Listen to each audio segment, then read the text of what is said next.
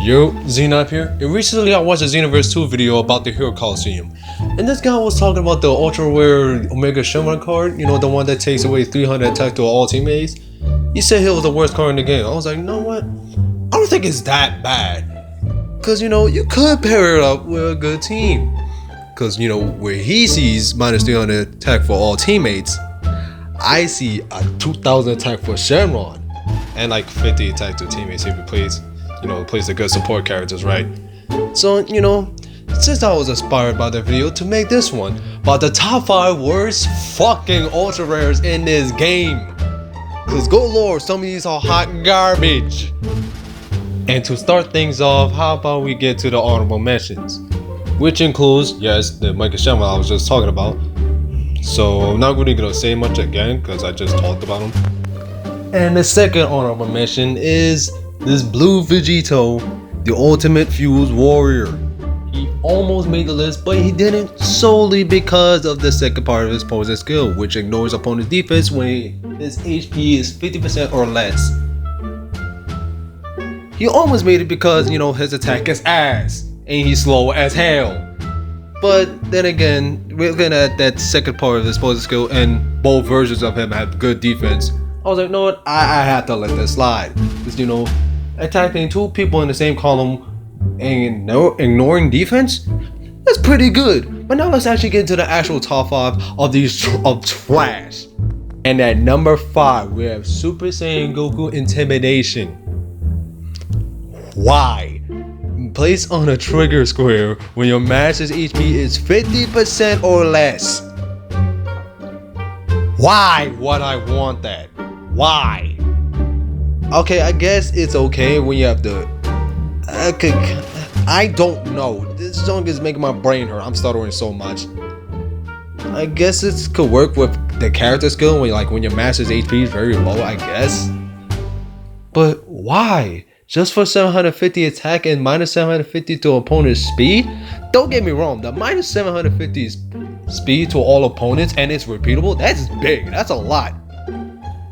But my nigga, why don't you just go get an Android 18 which gives them minus 1000 speed for free? So basically, when you start up a match, you have 4 figures instead of 5, because he ain't doing shit. He's not really doing anything. He's not that fast. He's not that strong. Yeah, he's I guess decent at the tank, but his defense is not really the best, so you're not really going anywhere with that one. So again, what if the enemy team composition is full of people who are weak? Again, you're just at 4 figures. 4. What are you doing? Stop being stupid. Don't ever use this card. On to number 4 now. You thought Goku was only getting disrespected? What the fuck is this, Vegeta? The ultimate power. My ass! Placed on the trigger square to directly attack the opponent's master. That's it. And this defensive one, especially, this one is hot garbage. Why would I want someone just directly attacking an opponent's master? And by the way, y'all see his damage. It's straight trash. Straight up trash. So why? And there'd be some of the CPU matches, some of the free battles that be having like 32,000 health, max health. So they have more than average. Well, more than the top you can have. Just, why? Just why? And obviously, there's a reason you don't really see this anymore in any of the max level CPU free battles. Because even the computers know this is hot garbage. They're not even trying to cheat this way up. No, there's no saving this card. I said card, this ain't Yu-Gi-Oh! Figure. Like, who the fuck wants this? There's literally every other Vegeta could do you so much better. He could do you so much better. Oh my goodness. There's one with 1000 attacking speed that if he's placed by himself could do a lot of damage. To the master too. He could damn near one-shot it if he directly at it, if you get him all solo skills. So this card just feels just useless and redundant. Like, why do you exist? Okay, you probably came out way before Super Saiyan Blue Evolved even existed, but still, that means she just got overshadowed. But still, even without any other Vegetas, it's like, why does this exist? You know, speaking again of overshadowed, there's a Topo card now that when he's at 80% massive. Jesus, I saw it. When he's at 80% ultimate gauge, he attacks the master directly. And that man could do up to like 8,000 damage. What are you doing, Vegeta? You damn pipsqueak. Get out of my face. Trash. Oh boy. And the apple definitely fell far from the tree on this one. The power of Hope Trunks. Future Trunks to be exact. Place on the trigger square for 1,000 attacking speed. Yeah. And minus 30% damage dealt to the master. Yeah. You're probably like, what's wrong with this card, Xena? What's probably wrong? Well, the fact that he's worse of both worlds compared to the other two cards that I'm not going to mention. But real quick, I really couldn't think of anything more unique with Trunks. Like, yeah, it's Trunks. I know he doesn't give you a lot, and you know he's ass in any fucking situation he is in. But seriously though, I think this is like his only ultra rare. To this day, still, I think this is like his only ultra rare. And this is what you start off with. I kind of feel pity on Trunks. You're making me have pity on Trunks. Fuck you, Universe. But damn, just that, and he's squishy too. So it's like, why? And you know, you're probably like, what are the two? Y'all probably still wondering, what are the two cards I was talking about? And the first one is Racing for Impact Piccolo. Don't worry, he's not on the list for people who skip ahead. No, he's not on the list. That would be that's kind of stupid if he really was. But he gives himself 350 defense, which is, he already has great defense. Both versions have great defense, absolutely immaculate. So he's an absolute tank. He gives the master 5,000 defense to the master. I don't know how you're supposed to counter that without a Beerus or an Android 21. Don't really know how you counter that one without either of those two. It's just, wow. 5,000 defense and a pretty much unkillable tank? That's amazing! And the other one, which I already talked enough about, and that Vegeta is this one. In my opinion, he's the tie for the best Vegeta in the game. But we're not going to talk about this one that much. I already said it, so here's just the stats. I'm not going to talk about it. Alright? Good. Cool. And at our second worst figure in this whole game, we have Maiden's Rage Ribian. Now you would think, wait, this is Xenoverse 2. They did it very well in the multiplayer version. Yeah, so you would think that would carry over. My friend, you'd be dead fucking wrong. So when you place this figure, you get 20% damage dealt. If you look at her stats, you'll see that's not really helping her that much. But wait. She gets minus 10% damage dealt to her. You'll be like, okay, and I'll be like, okay. But again, take a quick look at that stats, especially her HP, to really see how useless that truly is. But okay, let's see the other half. 500 attack and what's that? 350 defense to all allies. That'd be good, buddy. That'd be good, but that's only for that turn only.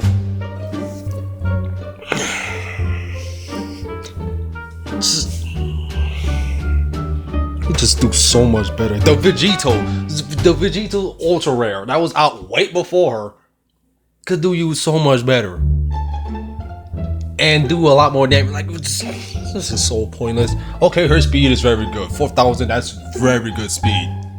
4,000 to more if you level her up. I'm not touching this card with a 10-foot pole. Just don't use this. Next. All right. Before we get to number one, let me give y'all a question. It only has 3 answers, which is relative to how many swimsuit characters in the game. Now, all 3 of them are ultra rares. Let me give y'all your choices. Option A, we have Illuminate Vision's Videl, which when you place her on the trigger square, the opponent loses 70% of their defense and speed. That sounds pretty good. But wait, before making our final answer, gotta see the other choices first. Option B, we have Sultry Swimwear Android 18. placed on the trigger square, she gets 500 speed, which is repeatable, but also she prevents all opponents from moving until the end of the next turn. But that was only once only. So it's only for that turn and that one turn only. And now we have option C. Shapely Scientist Toa, which placed on the trigger square, you get 500 to her own speed. And here's the big one right here. You swap attack and speed values of one random opponent. Lord give me strength, if there is one. But anywho, also the last part, you restore 50% of your allies and masters HP, but greatly reduce the ultimate attack damage.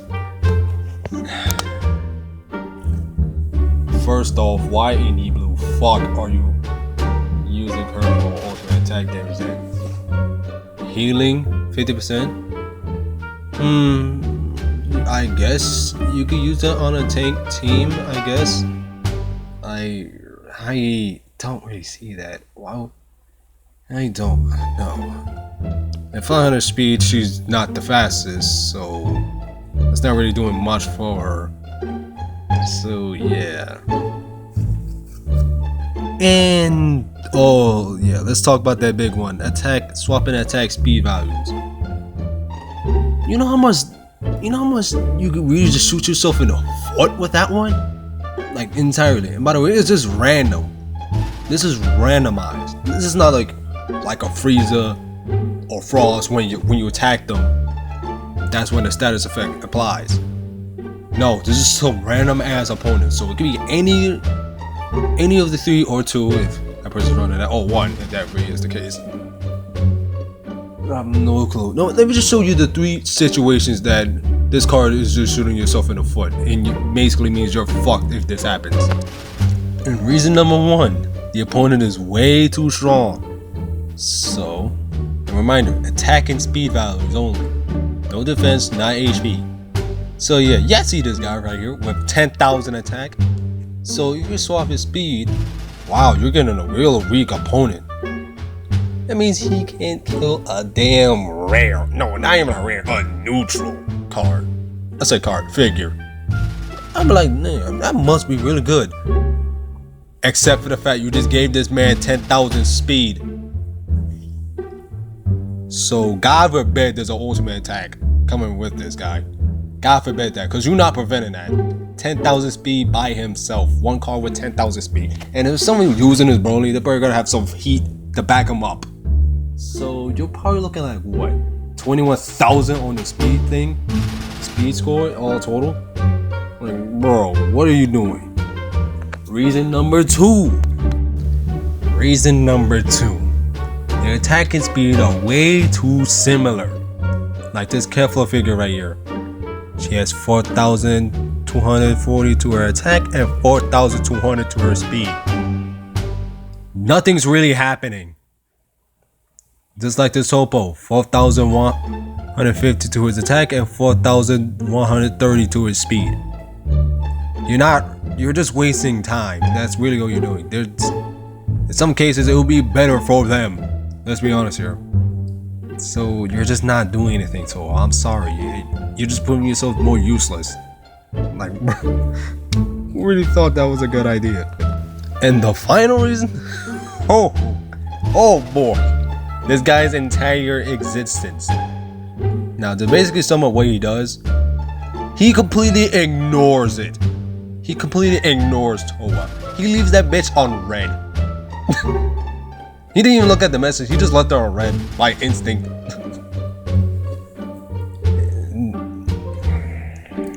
And I called it useless on the other ones, but not really, because you're helping them out. But hey, what can you really do with trash anyway, you know?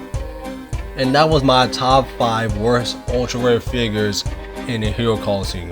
If you have different options, if you have different choices, like different figures that could be worse or could be in the top 5, name them in the comments below. And yes, this is based on my opinion. I ain't gonna lie to y'all, but I try to look at it as objectively as possible. And it's been your boy Z now. Peace!